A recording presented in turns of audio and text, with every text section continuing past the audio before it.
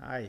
Last week we changed the oil and fixed the oil pressure gauge. This week I'm planning on changing the fuel pump and the fuel filter in this 2000 F-150. If you work on one of these, I think all of these work we're going to do today can be done in a parking lot. You may need to jack up the truck a little bit, but if you jack it up, make sure if you use a hydraulic jack, make sure you secure yourself with these jack stands. Do not trust in the hydraulic jack, please.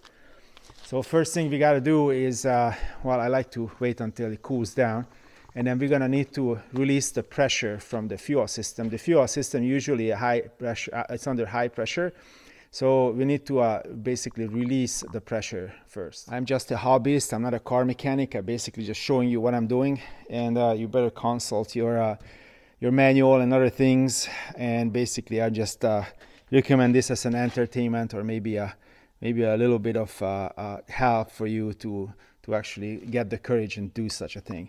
So you can see this is the fuel rail, and the fuel rail, there is a measuring point over there where you can measure pressure. You can take the lid off and then push on the valve a little bit to release the pressure. This is how it looks like. It's right there. And then once we got the lid off, we're gonna see a valve, just like a valve on a car.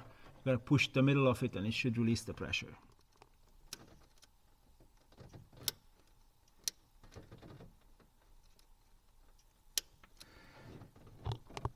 There's absolutely no pressure in it, so that might be an indication is that something is wrong here. But now we know for sure there's no pressure here. You can see here is the tank, and right next to it there is the little fuel filter behind this, and this thing is a little bit bad, so we're going to change that as well. In order to do that, we're going to get it out of the way first, taking off these clamps if I can ever get onto it, and then we're gonna take that piece of hose off. Next thing we do is take these clips off, and then we're gonna push our little tool inside this and remove the filter. That's so nice. This is my friend Tom McCormick with his vintage helicopter.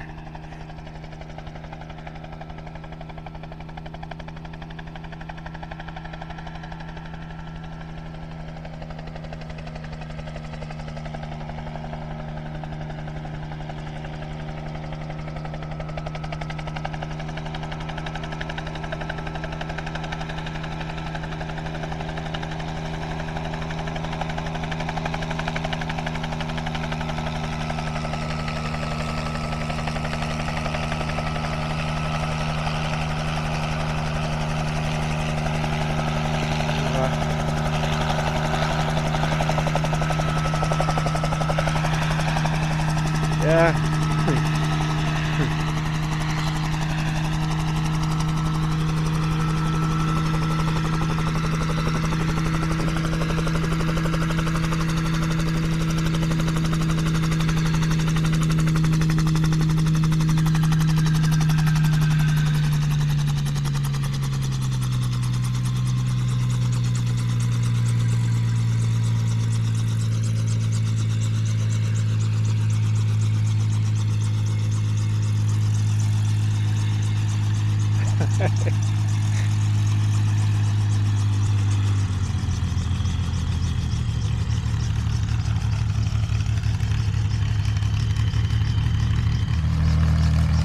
I've heard that Tom bought a helicopter, and I asked him if next time he flies over, just drop by and then visit me here.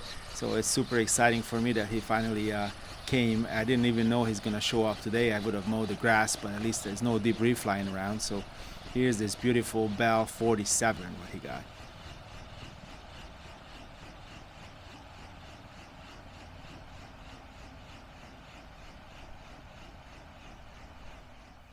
Two rotor blades. What year is this? 1963. 63. The fellows with the Hueys, one of them had just bought one of these, so he was very interested. 6-cylinder. 6-cylinder, it's a Franklin. it's not leaking oil, that means you're out of it. Sounds like my Corvair. Yeah. All right. Looks like everything where it's supposed to be. I'm gonna fire it up. Hopefully I'm gonna go that way. What are these cables for? Well, Oh, this must be for... these are for the tail rudder, because what you do to control it, to keep it from doing this, is you change the pitch. Either more or less. Yeah, okay. And the other ones are for this, Ah, which is supposed to help keep it more level in forward flight. interesting. So you got wings too. Yeah, little wings. Horizontal stabilizer. And this is the ELT, which I hope I never get to use. And that's Good old awesome. battery. That's the right color scheme too. Yeah. It's Mixture, reach cutoff. Super cool.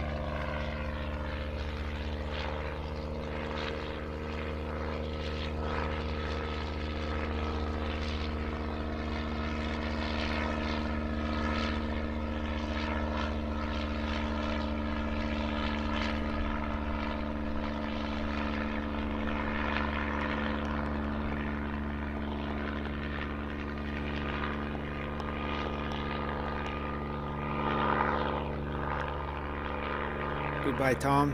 Now let's get back to work. I sprayed a little bit of electronic cleaner to clean it out, and then also I put a little bit of PB Blaster on it just to lubricate it. And now we got this little tool which we're supposed to plug it in somehow, and I guess I'm gonna need two hands to plug it in here, and then we're supposed to push it in the inside and then pull it out, and it just comes right off. Just you gotta make sure you push this one on very fairly good.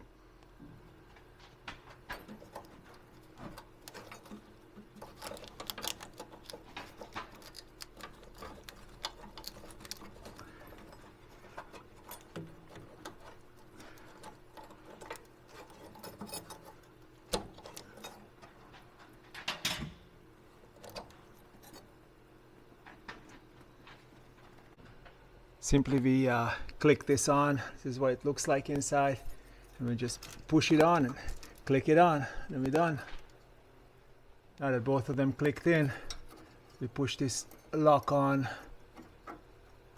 if I can ever get it with one hand, and now we got both locks on, and we have a new filter as I put on. So now I just need to address this. This is not exactly bent right, so I'm gonna bend it so they will meet, and then put a new hose on it. This looks a lot better.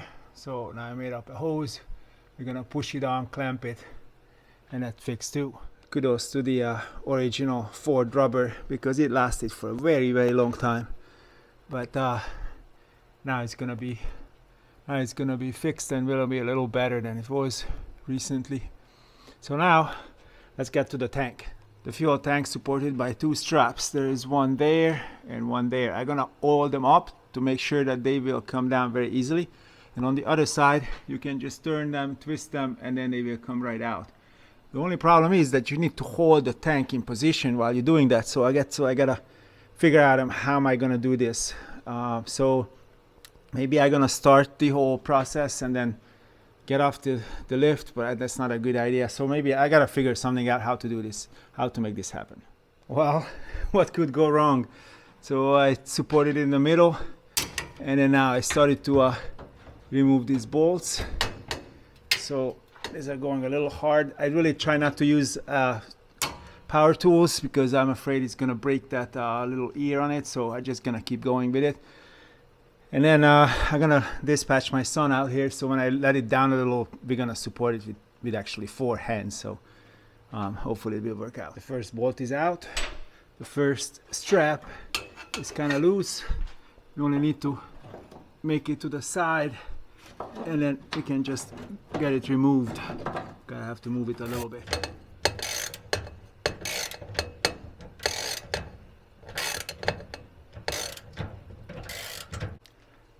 Now we were able to lower it. It was super light, and then you can see the 2 hoses, and then the electrical connector, and there should be a vent on the other side as well, which we're most likely gonna change because it looks pretty bad already.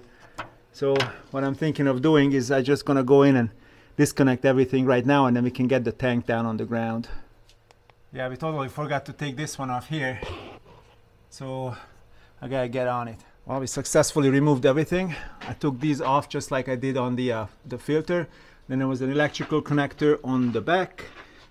Here, an electrical connector on the front, what comes out from the fuel pump, and that's the fuel level gauge sending unit. And then we had 2 breather hoses, which I cut. There's one there and one here. I intend to change them anyway, so there was no reason to try to get them off, so I just cut them off. And then we also have the 2 hoses, which for the filler cap. So now we reached to the point where we can put this whole thing on the ground and start taking the fuel pump unit out of it. Now that we have this whole tank out, it's easier to work on. So first thing, I'm gonna remove this and then check if what size of a hose would go on it, and then we're gonna go to O'Reilly's and try to buy some hose, because this has to be a vapor hose or fuel hose, not the hose what I have here. So we're gonna measure that in a second, and then heading over to O'Reilly's.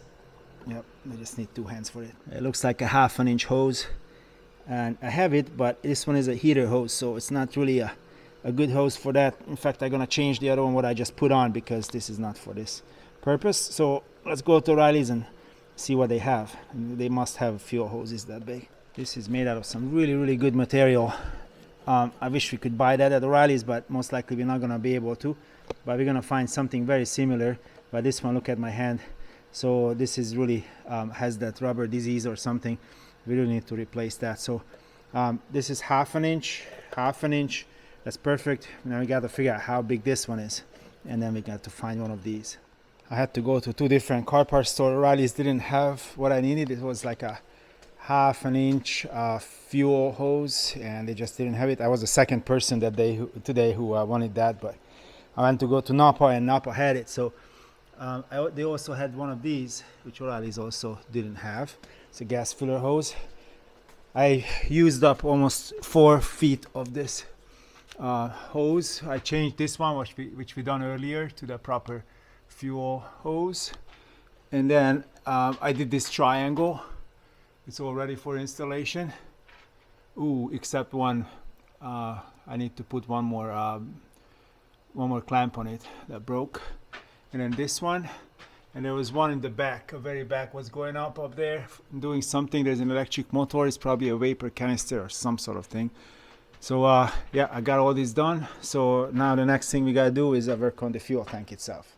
This is where the fuel pump assembly lives.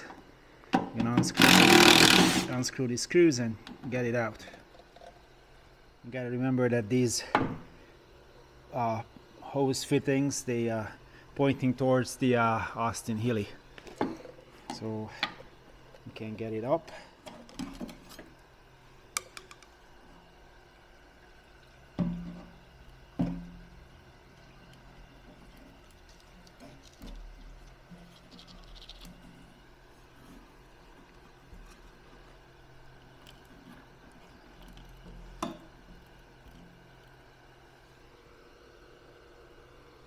We could just change the pump at the end, so if that's what you want to do, you can just buy the pump, take that clamp off, take this off, and then you don't really need to change the whole thing. But I found a whole unit, and you know, in an original unit, so I just figured I'm just gonna do that instead of just changing the pump only.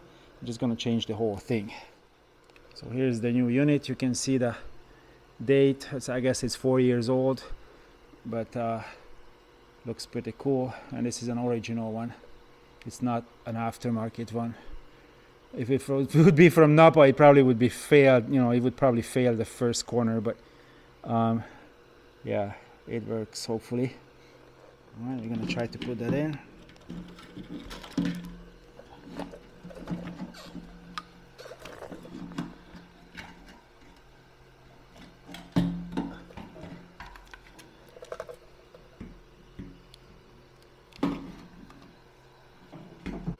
There is a major discrepancy. This one doesn't go down as deep, or is it required? It's supposed to have a deeper version. I really don't understand. Dang it! Well, that's the difference. It's a little bit deeper, but otherwise looks the same. Dang it! First, I cut this clamp off from there. As you see, it's there. It's not there anymore. Then I was able to, then I took this off, and now I got the whole thing in my hand. So now I got to take this little connector out. Very important. You got to push this down a little bit and pull it out, and it should be in our hand. This is what I actually need out of it. And then we're gonna prep the other one and migrate it over. So here it is. I could have just bought this one, and this one looks exactly like the other one. So we're just gonna migrate it over and then reinstall it. Just got to remember that this connector is at the bottom of it.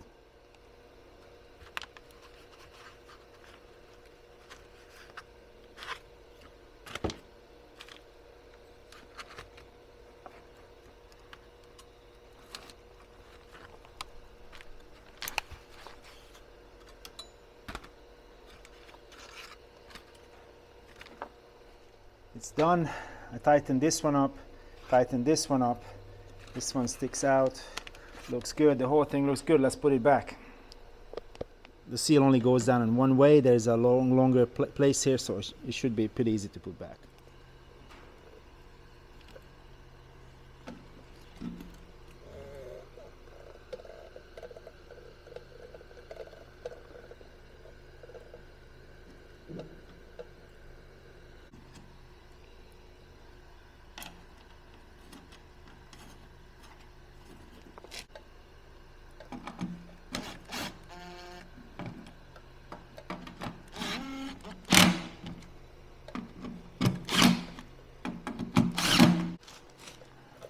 The two pipes are still looking at the Austin Healey, so I think it's the correct orientation. So now what we need to do is to put this thing back on the car or back on the truck. So yeah, let me dispatch my son, and then we're gonna try to pry it up there. It's gonna go back the same way like before, except now we're gonna have one extra half. So one person gonna hold it here, the other one on the other side.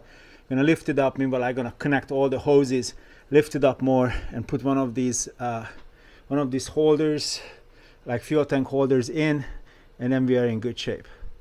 This was an uphill battle, literally. The vacuum hose what I put on, it was too thick to go on all the way on the on those nipples. So if you guys changing vacuum hoses, make sure you're trying to find the original ones. Otherwise, this may or may not gonna work. I made it work, but it was not easy. So now the only thing what left over is to disconnect the little hose and tighten up both clamps out here, so I'm gonna lower the vehicle for that. We pushed it off the lift to make sure it's in level grounds, and then we circled the ignition on and off for a little while, but nothing really happened, so I'm kind of concerned maybe that pump is not working. And then I put more fuel in it to make sure there's enough fuel in it, and we're gonna try to start it, see what happens. All right, try it.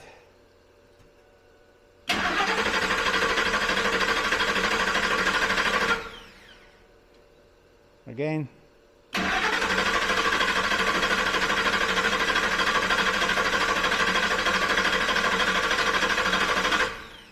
I got bad news. It didn't want it to start. And it didn't want it to start because there's no fuel pressure. There's no fuel pressure because the damn pump is not turning.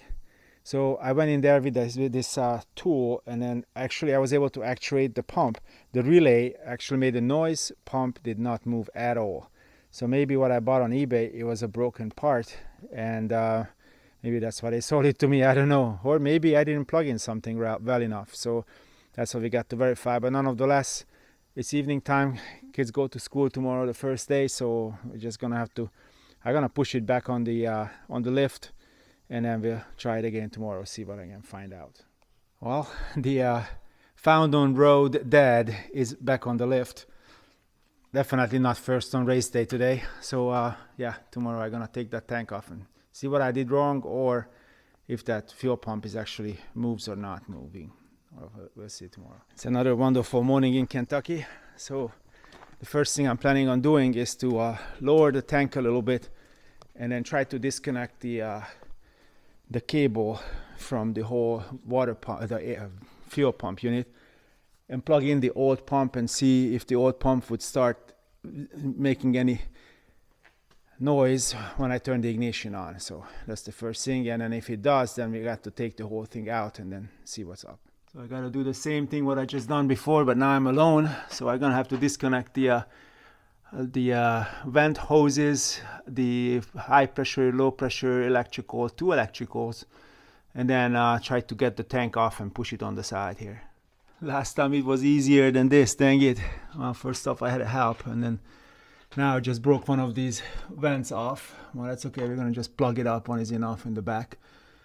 And then now I'm trying to get this old unit out. As it turns out, it is not square, it is round just like the other one, so could have tried it, but now just gonna put it out and bring it out, and then see what it does when I turn the ignition on. It was a lot easier than I thought it would be, but looks like this has the same color orientation as this one, so theoretically this should work.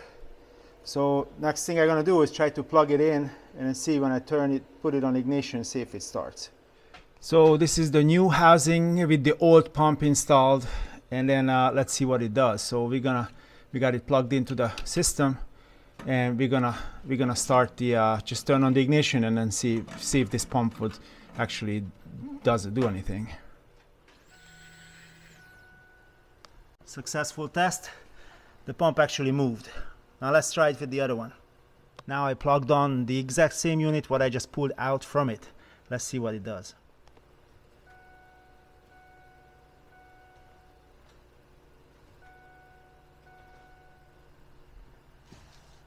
Absolutely nothing.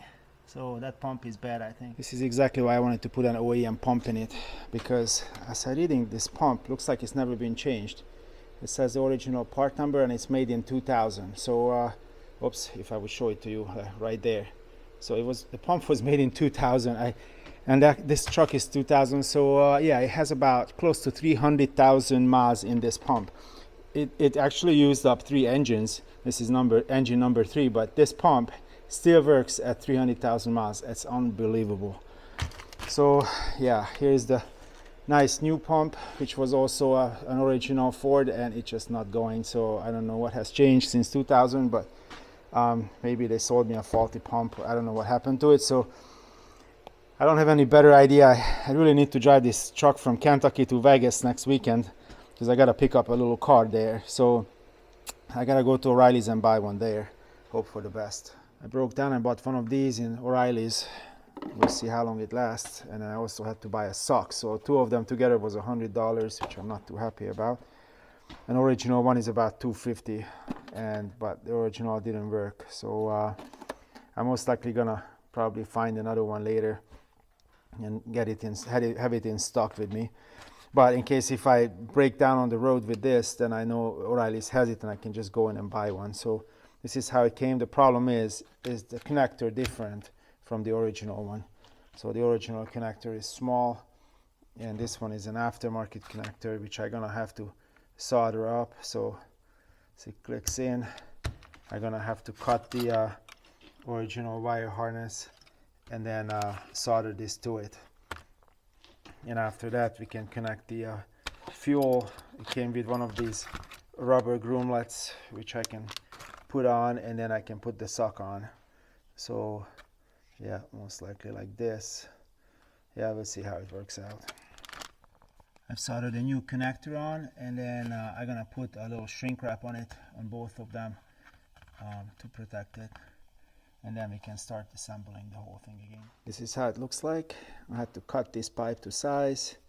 I put that little holder, little washer there to hold this sock on. And then now we got this one done. So now we're just gonna basically put it on just like on the other one, where, well, it's supposed to be this way. And then we're just gonna push it on and then secure the clamp, and before that we're gonna plug this in, and then it's gonna be ready for assembly.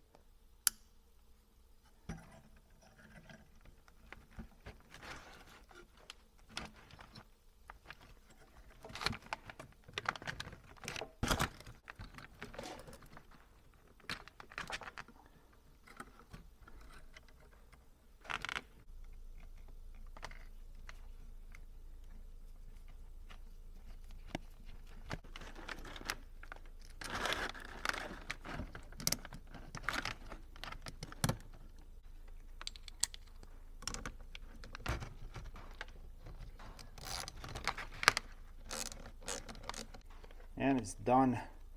So let's try it out, see if it moves. Now that worked. So I have every reason to believe that it's gonna work.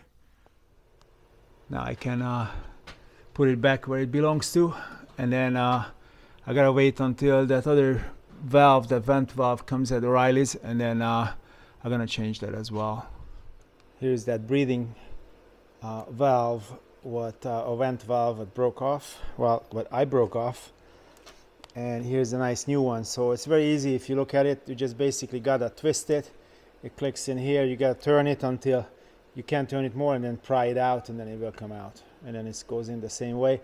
I'm gonna grease it up a little bit so it would actually slide a little bit better in the tank itself. And then I'm gonna grease this part up a little bit so when I put the rubber hose on, it will slide on it easier.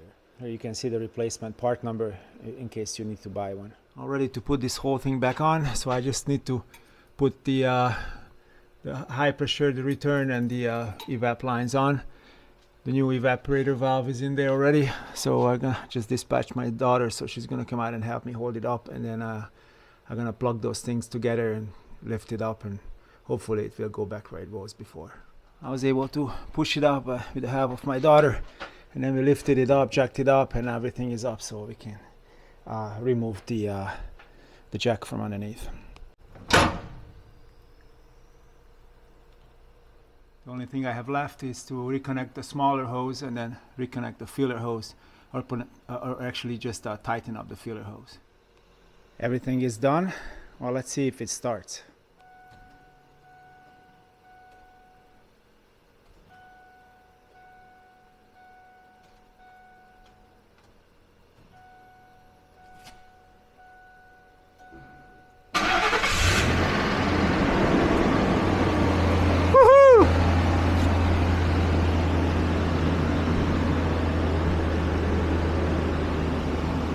Awesome. Let's check if we have any oil pressure. Oh yeah. Let's go check it out, see if anything leaks on it. Let's see how many miles are in it. I'm gonna have to change the 331,000 miles in it, and this fuel pump was still going. That was the original one.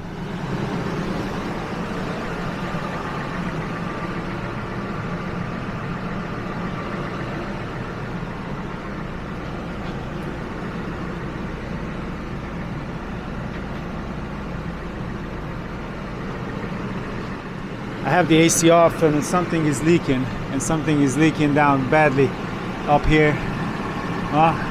Something else I need to check. Let's turn it off.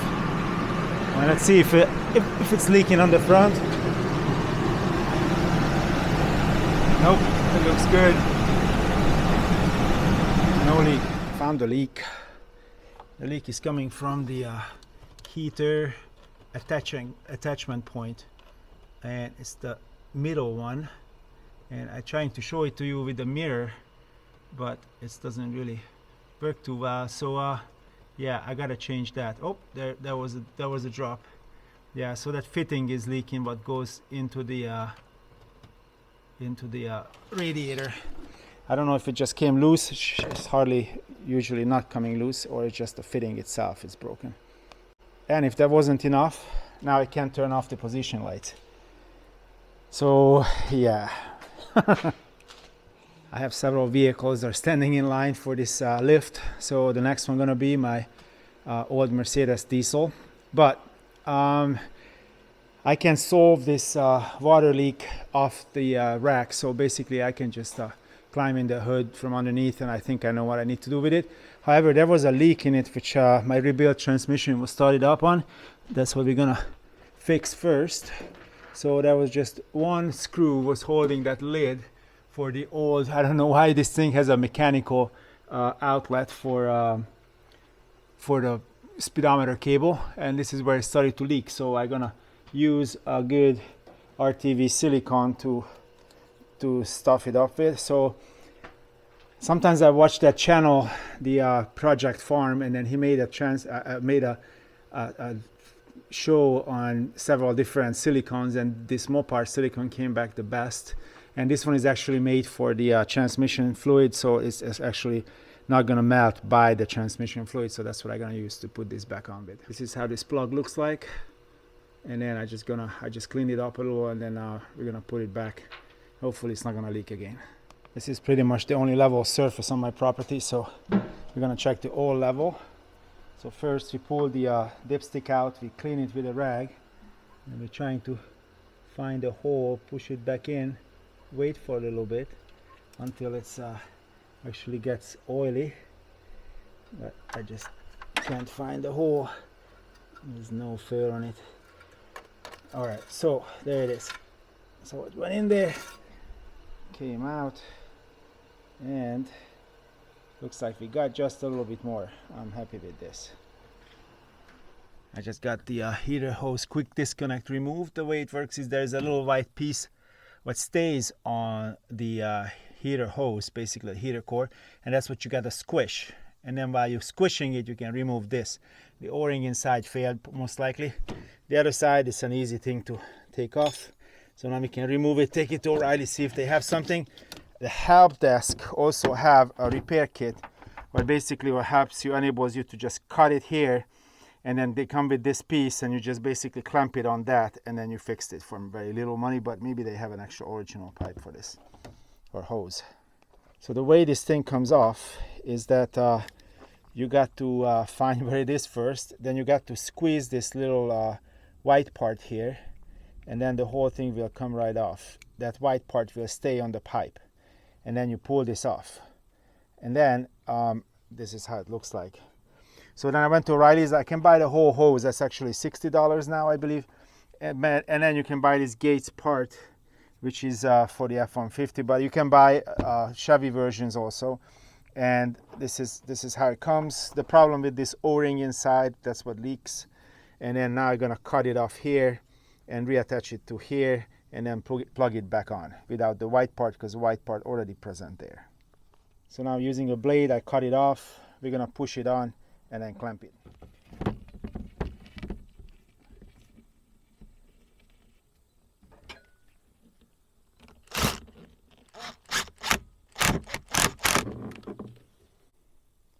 Fixed. Now we just got to push it back on. Now we push the other end up, and now we're just gonna push this on, put the clamp on, and see if it leaks.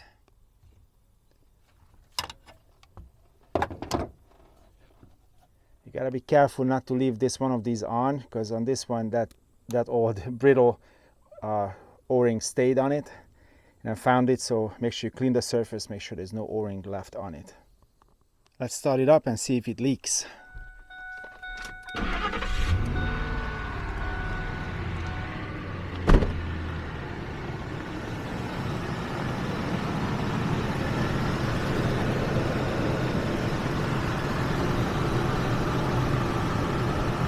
I think we fixed it. Thanks for watching, and I hope you were able to struggle through with me on all these repairs. Maybe it helped you if you have a vehicle like this. I usually post something on every Friday, mostly about old cars. I sometimes fix my cars, sometimes we just go for a car tour or some car related topic. So if you would please come back next Friday and see what else I got for you.